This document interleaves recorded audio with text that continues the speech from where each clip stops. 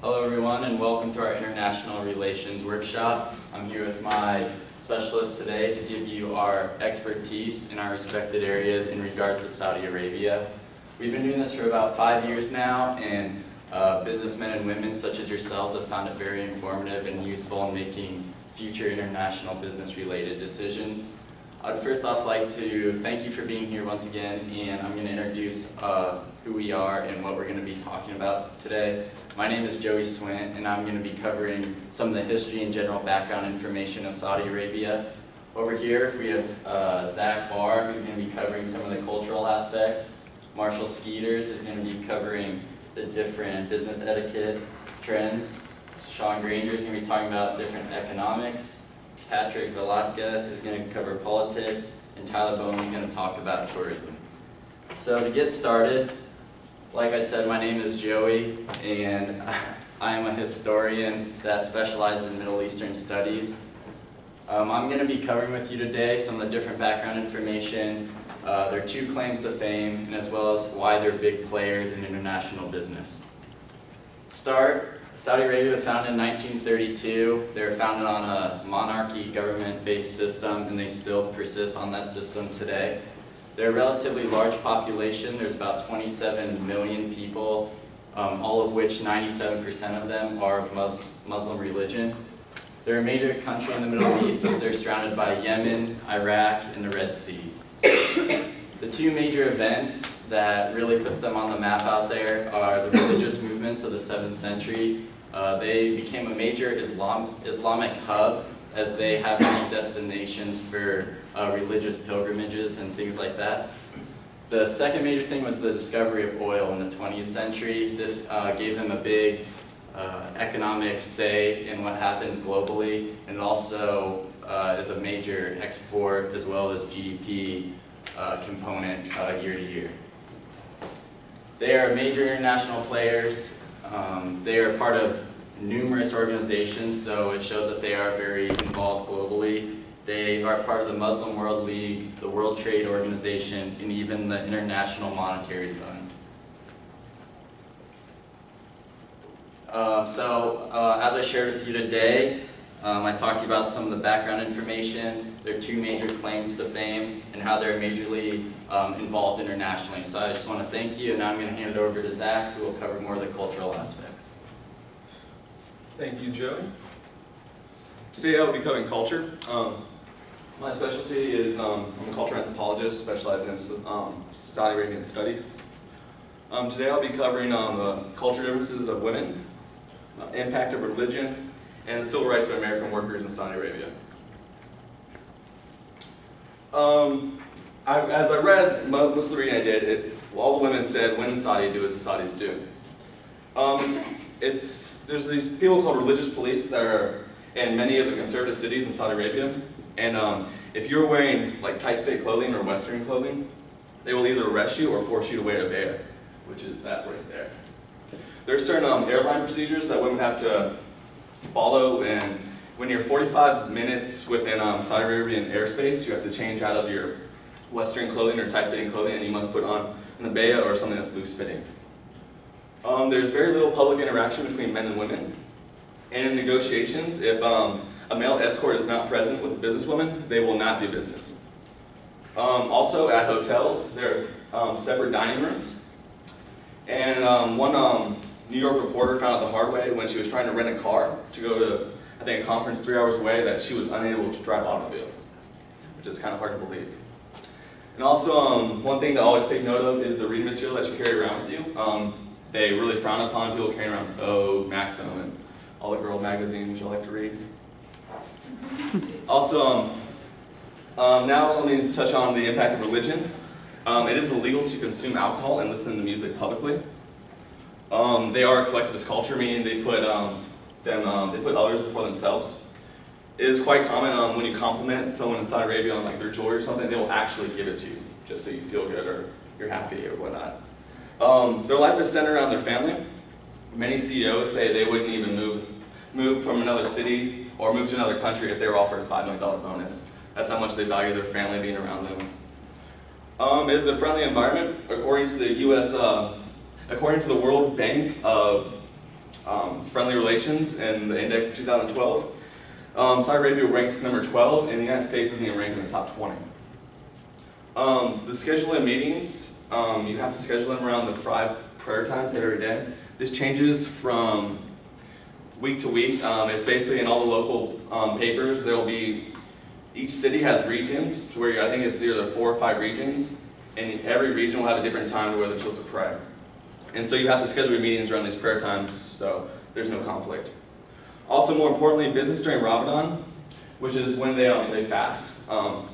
Business slows down significantly, so it's probably not a good time to do business during Ramadan season. Also, you definitely do not want to eat around them during Ramadan, because you'll basically lose the business. You'll lose their trust if you're going to eat around them when they're fasting. Lastly, good segue from religion is the civil rights of American workers. Mainly, in Saudi Arabia, this is more to do with religion than race. As you know, Title VII is the Equal Employment Act that started in 1964. Basically, to where there was no prejudice in job interviews.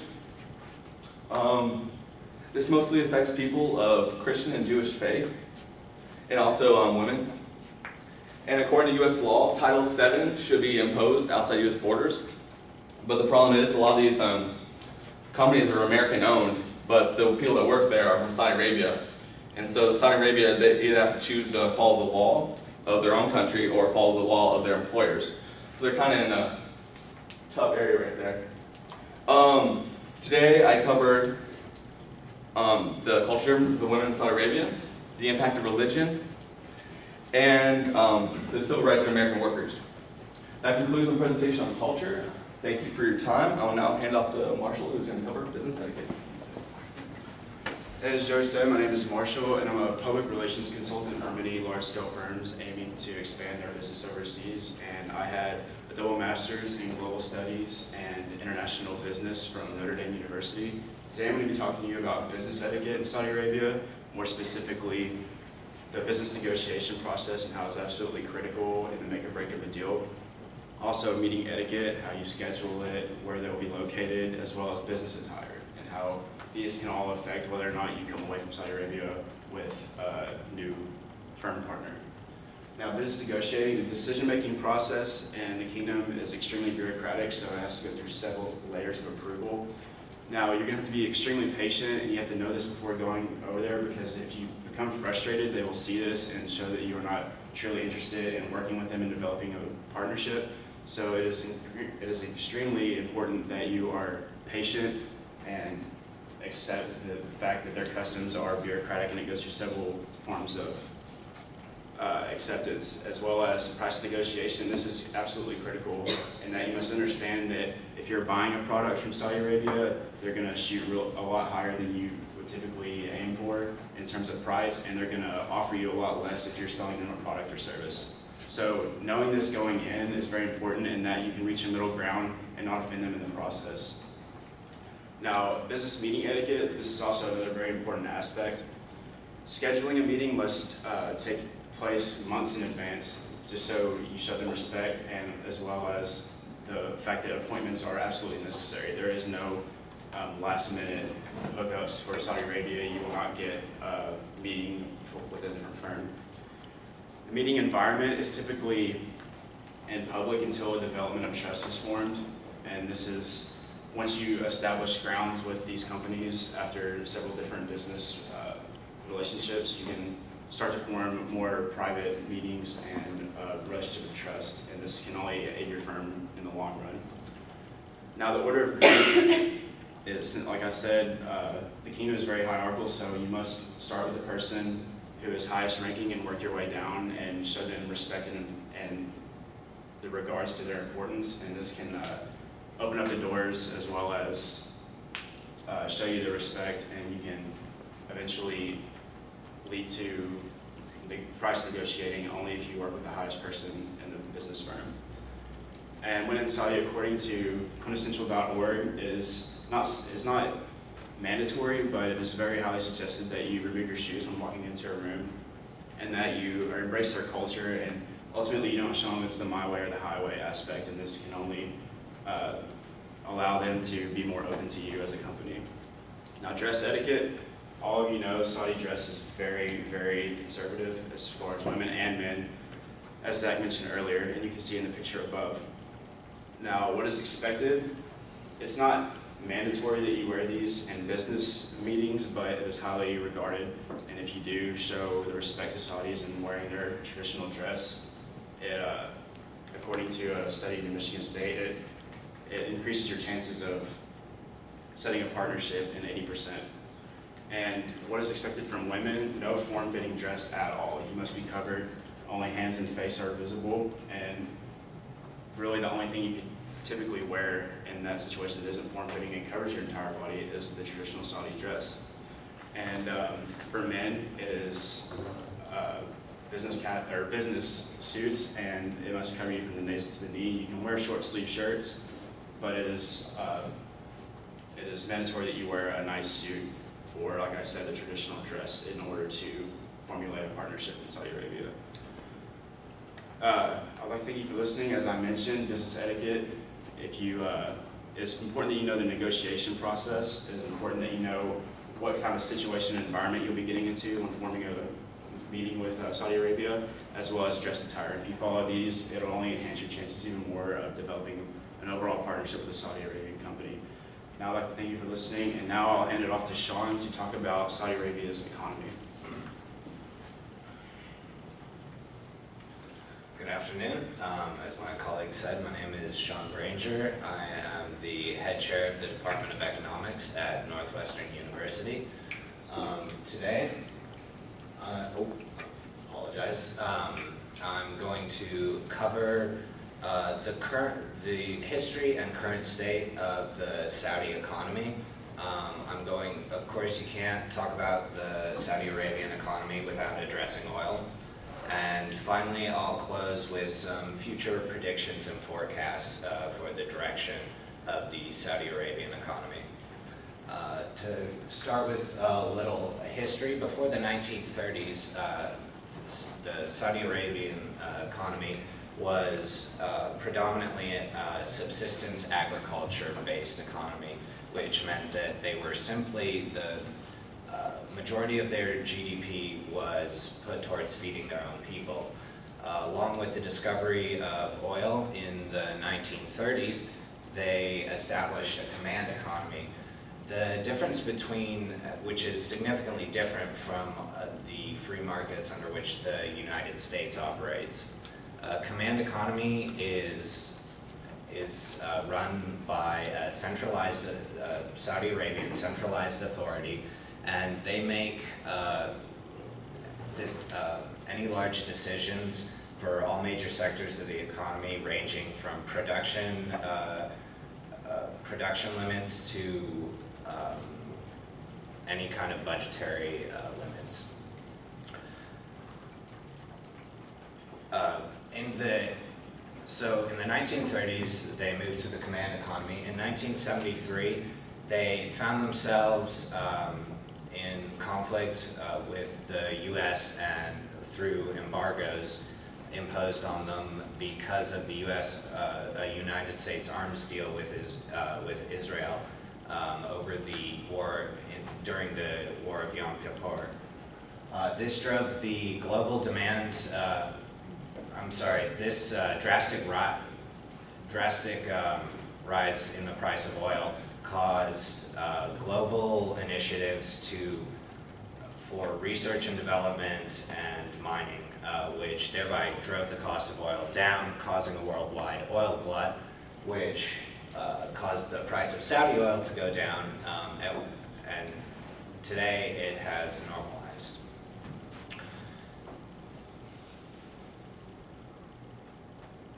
Moving on to the current state of the Saudi economy, petroleum and Saudi Arabia. It's a leading or commanding force within OPEC. They possess roughly 18% to 1/5 of the world's total oil reserves. That comes out to about 260 billion barrels worth of oil. They are looking to further invest within 2012 $200 billion into refinement and mining, which will reduce their increase their revenues for oil exports, as they will not just be exporting crude. They're the second largest exporter and producer of crude oil behind Russia. According to a Bloomberg, and that was according to a Bloomberg study done in 2011. Moving on to the future of the Saudi economy. The Saudi government is looking to promote the private sector, expansion within the private sector, and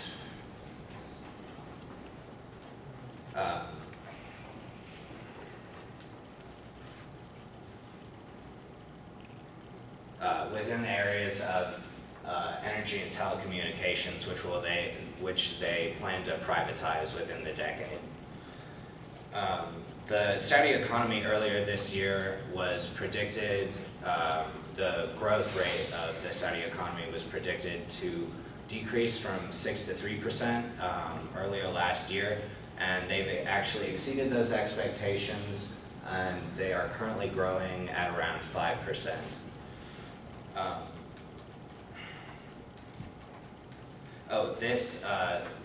This decrease in expansion was due to a worldwide decrease in demand for oil, but as Europe is dealing with the economic crisis, other areas of the world have stepped in to fill that demand.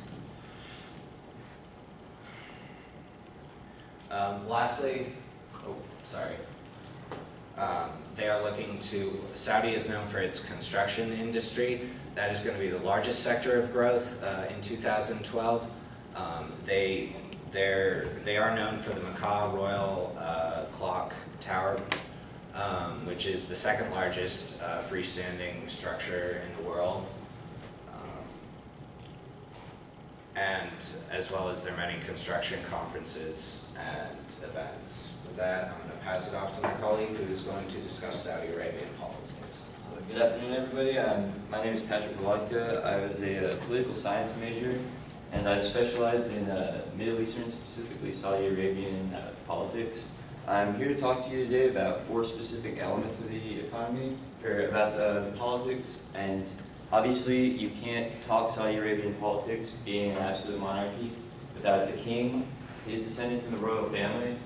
The head judiciary branch of the government, other than the king, which is the ulema, and additionally the impact that regular people have on politics in Saudi Arabia. To start off, the king, he's been in power since 2005. He obviously holds the highest power in the political scene. He cannot be replaced only if he is extremely sick or he dies. He can be replaced by direct relatives or descendants of his direct relatives.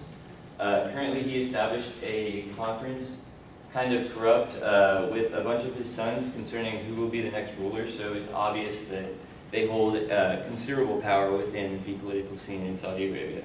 Additionally, he serves as a prime minister to talk to foreign countries about current situations that are arising in Saudi Arabia and the world. The royal family, obviously the descendants of the kings, are many influential members of society. To trace all of the royal family, it's over 10,000 members, currently over 7,500 of which are employed by the Saudi Arabian government. Obviously, this can lead to terms of favoritism and sort of groups forming in terms of the different decisions and opinions about certain practices that each member has, and sort of forming sects inside the little government that could be kind of problematic. They've been recently cited for practices like this, and also corrupt practices inside the financial world concerning politics, because they are running businesses and are giving political allegiances to the businesses, which creates a politically bad situation for the economy. Additionally, the ulema are the head judiciary advisors to the king. A group of one family is the head of the ulema, and their decisions obviously affect everyday life because, like we've stated, the religion plays a big aspect in everyday life. And other than the ulema and the royal family and the king, regular citizens do not really play a large part in politics in Saudi Arabia. There is small specific practices in which individuals can petition the king. However, these don't occur very often, and there's not really much success. So I'd like to thank you and conclude by reviewing what I've discussed through the politics in Saudi Arabia, from the king and all of his power, the possible corruption and the difficulties with the royal family. Additionally, I've talked about the ulema and certain practices of them and the power that certain individuals have. Judging by all of what I've found, realistically, going into business in Saudi Arabia will highly depend on if you have allegiances or alliances with the king or any member of the royal family, because that could either set you up for success or extreme failure. If you don't maintain these connections, then you can basically expect your business to fail. It's pretty hard to succeed without those connections. So I'm now going to pass it to Tyler to discuss the tourism aspect of Saudi Arabia. Hi, as he said, my name is Tyler and I'm a travel agent specializing in Middle Eastern travels.